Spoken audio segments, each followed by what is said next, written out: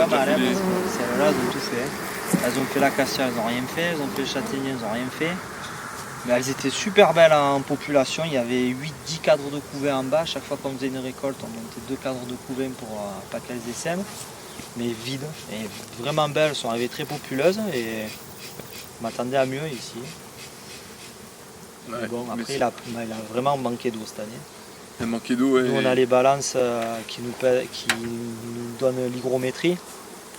Tout l'hiver, il n'a pas plu. Le printemps, il n'a pas plu. Et il a plu. Il a fait un orage, je ne sais plus quand.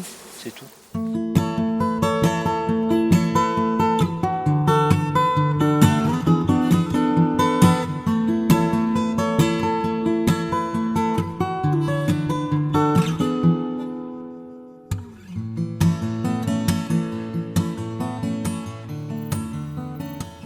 La miel lavande, c'est ce qui a fait la réputation de l'apiculture en Provence. Dans les années 1600, déjà, on parlait d'un miel très blanc et on peut imaginer que c'était déjà des miels de lavande sauvage, hein, non cultivée, mais c'était déjà des miels de lavande. Ce miel-là, il est emblématique, c'est un fleuron parce qu'au niveau organoleptique, il est extraordinaire aussi. Il est à la fois très, très aromatique, mais il a des touches d'acidité qui font son succès, qui font qu'il n'apparaît pas trop sucré aussi. Et puis, il a le mérite aussi, d'être assez unique au monde. Cet appel des apiculteurs qui nous disait mais on ne comprend pas ce qui se passe, etc. Et nous, à Dapi, les techniciens, on en avait vraiment assez d'intervenir chaque fois en pompier, c'est-à-dire que l'accident était arrivé, on nous appelait, on constatait et on n'avait pas beaucoup de biscuits pour dire d'où pouvait provenir le problème ou si c'était véritablement un problème externe à la mielée, quoi. Et d'où l'idée de monter un observatoire. Alors ça, on a commencé dans les années 90, 91, où on avait un espèce de petit processus en dehors de l'INRA, là, entre nous, entre apiculteurs, on faisait des ruchers homogènes qu'on répartissait et on faisait du suivi de ruchers. On a acquis un certain nombre de données, mais ce dont on s'apercevait aussi, c'était que chaque fois qu'on mettait en route quelque chose, le problème il se manifestait ailleurs. C'était une espèce de rotation où on n'était jamais au bon endroit au bon moment pour constater ce dont s'apercevaient les apiculteurs.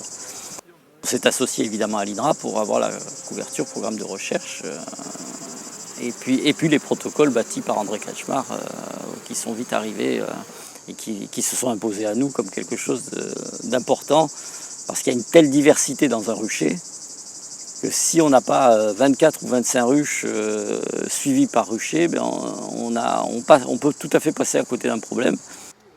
La principale difficulté, c'est de dire comment on apprécie une dépopulation. Le premier réflexe de dire, si ça se dépeuple, c'est qu'il y en a moins, donc on doit pouvoir le compter. Et la difficulté apparaît en disant, mais compter, on ne sait pas faire. Donc, puisque compter, on ne sait pas faire, on imagine qu'avec des photos, on va pouvoir apprécier une population.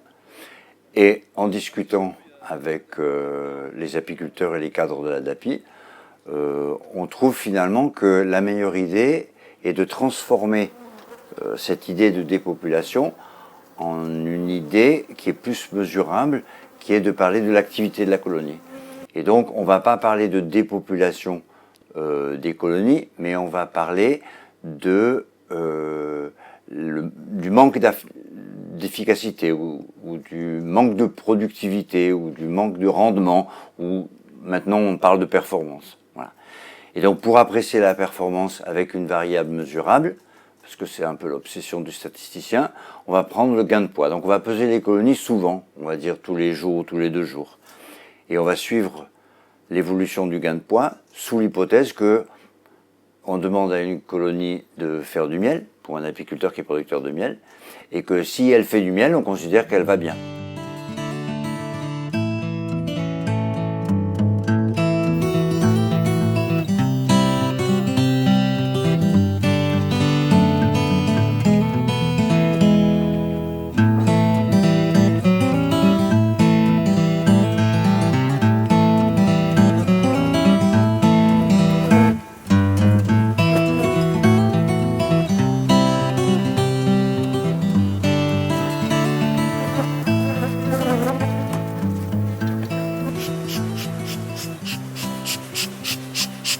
On a 24 ruchers d'apiculteurs professionnels qui sont mis à disposition de cette expérimentation.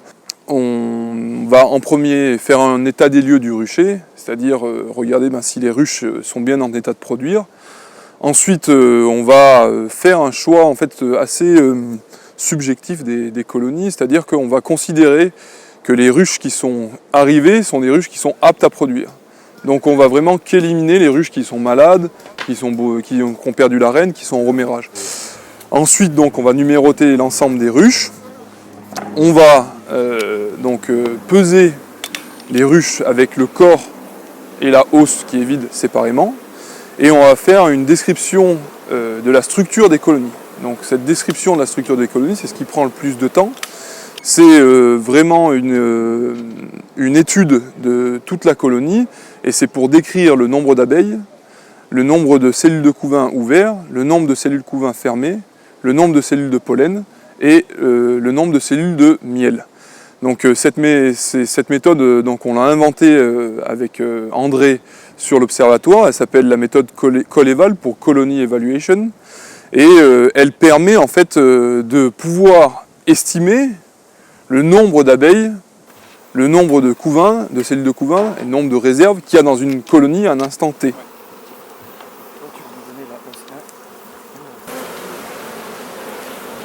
40 abeilles, 35 abeilles, 60 operculés, 10 ouverts de l'autre côté, 50 operculés, 5 ouverts.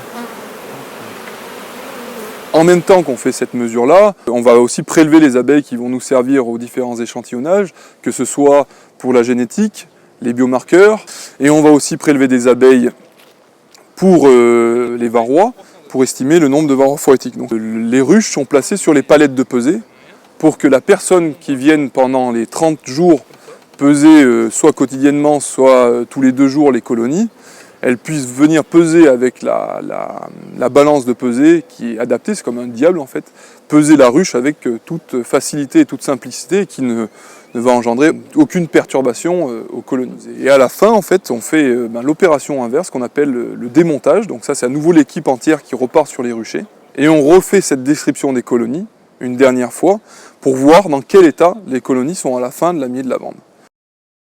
Donc l'observatoire s'est mis en place, en fait, pour essayer de, fondamentalement, hiérarchiser les facteurs de la variabilité de la performance de la colonie, en essayant de dégager les facteurs sur lesquels l'apiculteur pouvait avoir la main.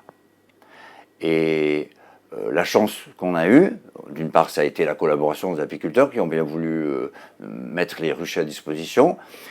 La deuxième chance, ça a été l'obtention d'un financement 9 années durant par les fonds européens gérés par le ministère de l'Agriculture via le FEAGA, et qui ont permis de faire durer cet observatoire avec 8 années de mesures effectives.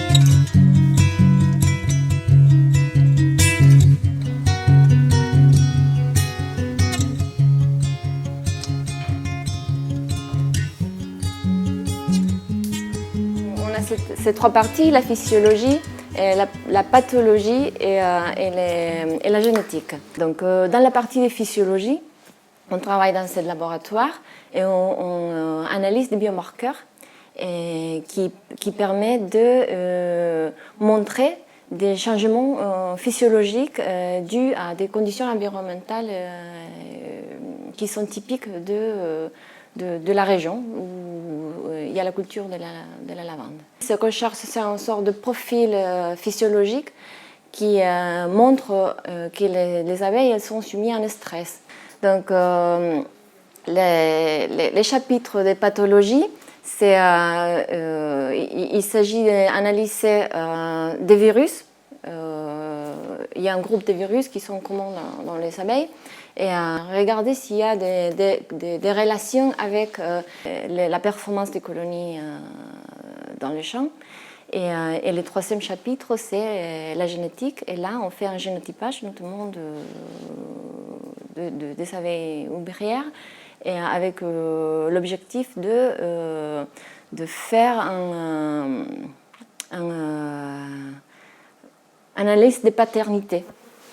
Parce que plus il y a des pères dans la colonie, il va mieux s'adapter à des changements de l'environnement. Voilà. Les données qu'on récolte, elles sont rentrées sur un grand tableau qui actuellement doit faire à peu près 3000 lignes et à peu près 80 colonnes, parce que c'est l'accumulation des données sur l'ensemble des 8 années de l'observatoire. Par exemple, on peut aller sur un rucher à Montségur dans la Drôme, donc on clique sur le lien et on a une image où chaque ruche est représentée. Ici, il y a, chaque colonie, il y a 29 colonies. Un récapitulatif qui permet de comparer toutes les ruches du rucher, qui est ici en gain de poids, c'est-à-dire qu'on part à 0, et on a le gain de poids de la colonie. Et l'intérêt principal de ces analyses, outre de donner les résultats dont on a parlé tout à l'heure, c'est de permettre aux apiculteurs de suivre la mielée en temps réel. Les deux premiers résultats concrets sur les facteurs accessibles aux apiculteurs et sur lesquels les apiculteurs peuvent jouer sont le fait d'avoir montré que dans la structure de la population de la ruche, la quantité de couvains operculés au début de la mielée est un facteur très positif pour l'augmentation de la performance. Pour donner des chiffres moyens, on va dire que entre 10 et 15% de la performance dépend de ce facteur. Bien sûr, tous les apiculteurs savent que varroa est une pénalité, un parasite très nuisible pour la colonie. Et on a établi une sorte de seuil qui est que si les colonies arrivent avec plus de 2 varroa pour 100 abeilles sur la mielée de lavande, elles se mettent à risque de perdre entre 3 et 8 kilos de miel par colonie. Ces deux facteurs-là sont sortis clairement et ça conduit d'une certaine manière à orienter le point de vue des apiculteurs sur le fait d'essayer de faire attention pour amener des colonies qui au moins répondent à ces deux critères.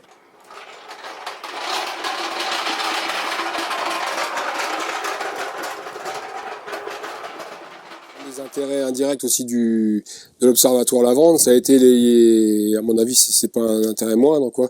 C'est les liens qu'on a pu tisser avec le monde agricole. Parce que le paradoxe de l'apiculture professionnelle, c'est que on a une bonne image médiatique, hein, on est perçu comme les sauveurs de l'abeille, on va sauver le monde, toute cette image, l'abeille des villes, etc. Bon, effectivement, ça nous sert, hein, puisque ça permet effectivement de défendre l'abeille en tant qu'insecte, mais ça nous dessert aussi vis-à-vis du monde agricole, parce que bien souvent, le monde agricole, il est perçu comme un pollueur, l'utilisateur d'insecticides, de pesticides, c'est les agriculteurs qui sont principalement responsables du dépérissement des abeilles, etc., quoi. Donc nous on est avant tout des éleveurs, hein, on se revendique en tant qu'agriculteurs. On n'est pas des cultivateurs, on cultive pas le sol, mais on est agriculteur en tant que tel. Au même titre qu'un éleveur de bestiaux, quel qu'il soit, ou un vigneron, ou un maïsiculteur, quoi. On est vraiment dans le monde agricole, quoi. Et cet observatoire, ça a permis effectivement de nous rapprocher de partenaires, hein, que sont les lavandiculteurs, et de voir avec eux en tant que partenaires comment on gérait effectivement cette mielée de lavande qui nous sert les uns les autres, quoi. On ne subit pas les dommages du monde agricole, on en fait partie. Alors effectivement, les insecticides, ça nous porte préjudice, parce que si jamais il y a un insecticide qui est mal utilisé et qu'on a des intoxications, des mortalités d'abeilles, on a un préjudice. Mais voilà, à nous d'apprendre à le gérer avec le monde agricole. Je crois que les agriculteurs, ils ont besoin aussi de gérer leur culture et d'avoir besoin d'apporter des traitements à un moment donné. Il ne faut pas que ça nous porte préjudice, mais nous, il ne faut pas non plus qu'on leur tape sur le dos. Et l'observatoire, ça a permis justement de tisser des liens avec le monde agricole et avec les lavandiculteurs. Et ça, il faut qu'on ait. On s'est inscrit dans le monde agricole maintenant, il faut qu'on continue dans cette démarche-là, quoi. D'ailleurs, on le fait puisqu'on a d'autres liens qui se tissent avec les arboriculteurs maintenant. On a des suivis de ruches chez les arboriculteurs. On essaie de mettre en place des réseaux d'apiculteurs professionnalisés dans la pollinisation. Et voilà, ça va dans le bon sens, quoi. Le fait d'avoir de la longue durée, d'une certaine façon, dans un projet de recherche, a permis d'acquérir des connaissances auxquelles on n'aurait pas eu accès si on avait fait un projet sur 3 ans. Il s'agissait de construire un modèle, en quelque sorte, de ruche virtuelle qui permette de décrire, donc d'une part, les dynamiques de population d'abeilles aux différents stades, c'est-à-dire le stade d'œuf, le stade larvaire, donc tout ça, ça se passe dans le couvain, et le stade adulte, et d'autre part, de décrire la dynamique de gain de poids de miel à l'intérieur de la ruche. Donc parmi ces paramètres, les plus importants sont par exemple l'espérance de vie des abeilles, ou encore la capacité des abeilles adultes à produire du miel, donc ça va être par exemple un certain nombre de milligrammes par jour et par individu. Et donc pour pouvoir connaître ces paramètres, on s'est basé sur les données de terrain, en l'occurrence sur 15 000 observations, et on a utilisé une approche statistique qui a permis d'estimer ces paramètres et donc d'en connaître la valeur ou encore la distribution de valeurs possibles. Et donc une fois les modèles paramétrés, on va pouvoir les exploiter, c'est-à-dire qu'on a un modèle, d'une part un modèle mathématique, et d'autre part on connaît la valeur des paramètres moyens, disons, ou leur distribution, et on va pouvoir utiliser ces modèles pour répondre à différentes questions ou encore faire de la scénarisation. Entre 2009 et 2015, 3000 ruches, à peu près 3000 ruches ont été observées durant un mois chacune. Et donc ces 3000 ruches appartenaient à peu près 160 ruchers et qui étaient localisées dans 3 régions différentes, l'Uralbion, la Drôme et Valençol. Et en fait, on a fait une première observation sur ces ruches à l'aide d'outils statistiques, c'est que à l'intérieur d'un même rucher, les ruches étaient fortement synchrones. Donc ça, c'était la première observation. Ensuite, on a fait une deuxième observation, c'est que si l'on prenait des ruches de ruchers différents, la synchronie entre ces ruches-là diminuait, d'accord ? Et plus les ruches étaient distantes géographiquement, moins la synchronie était forte, d'accord ? Et en particulier, lorsque l'on change d'environnement, d'accord, lorsque l'on passe de la Drôme à l'Uralbion ou de l'Uralbion à Valençol, eh bien, on s'aperçoit que la synchronie est encore plus faible. Donc en fait, ce que ça veut dire, c'est que les ruches les plus synchrones dans un rucher sont celles qui ont un gain de poids, qui ont le gain de poids le plus fort. D'accord ? Donc il y a un avantage à être synchrone. Étant donné une ruche qui est dans un certain état à un certain instant, comment va se comporter la ruche dans les jours suivants ? En tout cas, on va pouvoir faire des hypothèses, un petit peu des prédictions, comme on ferait des prédictions météo. On va pouvoir dire, avec un certain niveau de probabilité, le gain de poids de la ruche, donc la production de miel, va être de temps dans les prochains jours. Donc ça, c'est une façon d'exploiter le modèle. Et la deuxième façon, c'est de faire plutôt ce que j'appellerais de la scénarisation. Donc on se place dans un certain scénario. Par exemple, on va dire, que se passerait-il si l'espérance de vie des abeilles baissait de 20% pour une raison extérieure, par exemple l'utilisation de pesticides ou une agression par un pathogène. Et donc dans ce cas-là, vu qu'on a notre modèle et que ce modèle dépend de paramètres qu'on a par ailleurs estimés, on prend nos estimations, on fait diminuer de 20% le paramètre qui correspond à l'espérance de vie et on regarde ce qui se passe. En l'occurrence, on va pouvoir dire quelle va être la perte de production, la perte de production de miel due à cette baisse de l'espérance de vie. Les abeilles communiquent notamment pour passer de l'information en ce qui concerne les zones où elles vont pouvoir trouver du pollen ou les zones où elles vont pouvoir trouver de l'eau, etc. Ce qui est moins connu, et donc une hypothèse à tester, c'est la communication entre les ruches, d'accord, entre les abeilles de ruches différentes. Et donc en fait, si cette communication a lieu, elle pourrait expliquer le fait qu'à l'intérieur d'un rucher, les ruches sont relativement synchrones. Cependant, ce n'est pas la seule hypothèse. On peut imaginer aussi que en fait, les ruches ont tendance à suivre un signal environnemental qui varie dans le temps, et que comme ce signal environnemental est commun à l'ensemble des ruches d'un même rucher, eh bien, il y a cette tendance à être synchrone, d'accord ? Et les ruches qui sont moins synchrones sont celles qui n'arrivent pas à suivre le signal environnemental et donc qui n'arrivent pas à optimiser l'environnement. D'accord ? Et donc voilà, alors là ce sont deux hypothèses qu'on peut faire à partir de cette étude sur la synchronie. On peut imaginer d'autres hypothèses et les pistes futures de la recherche en ce qui concerne la synchronie, c'est justement essayer d'étudier laquelle de ces hypothèses est la plus crédible. Et donc ça lance sur à la fois de nouvelles questions et de nouvelles recherches. On est donc parti d'une question qui était pratique. Il y avait des problèmes sur la vente. On a vu qu'on avait essayé de les décortiquer. Et au bout du compte, qu'est-ce qu'il ressort de toutes ces expériences ? Bon, on a des résultats biologiques, on les a montrés, qui sont des informations pour les apiculteurs, pour leur permettre de conduire leur ruche un peu mieux. On a aussi un panorama de recherches qui ont été faites parce qu'il y a beaucoup de données, parce qu'il y a beaucoup d'éléments et de colonies sur cet observatoire, dans des domaines qui n'étaient pas beaucoup explorés, comme par exemple les recherches qui ont été faites sur les marqueurs physiologiques, les virus et la génétique. Alors, il n'en sort pas pour l'instant des nouvelles conduites de ruchers, mais il sort beaucoup de questions sur la biologie de la réponse des abeilles à ces différents types de stresseurs.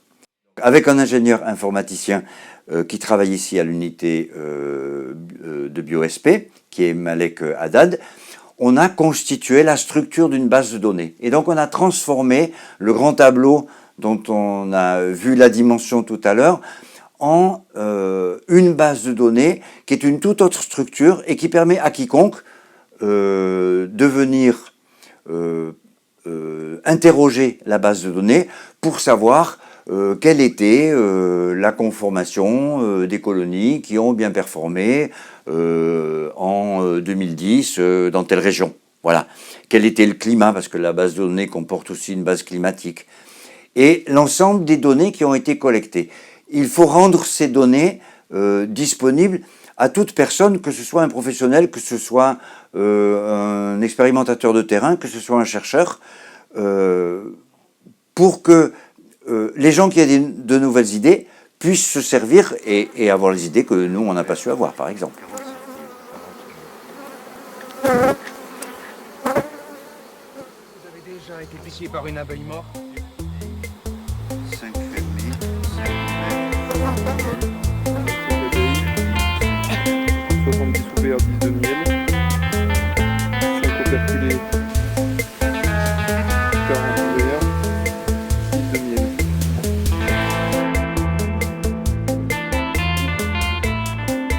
20 abeilles, 15 abeilles, 30 operculés, 30 ouverts, 10 de miel, 25 operculés. Il n'y a que madame qui avait su répondre. 25 ouverts, 15 de miel.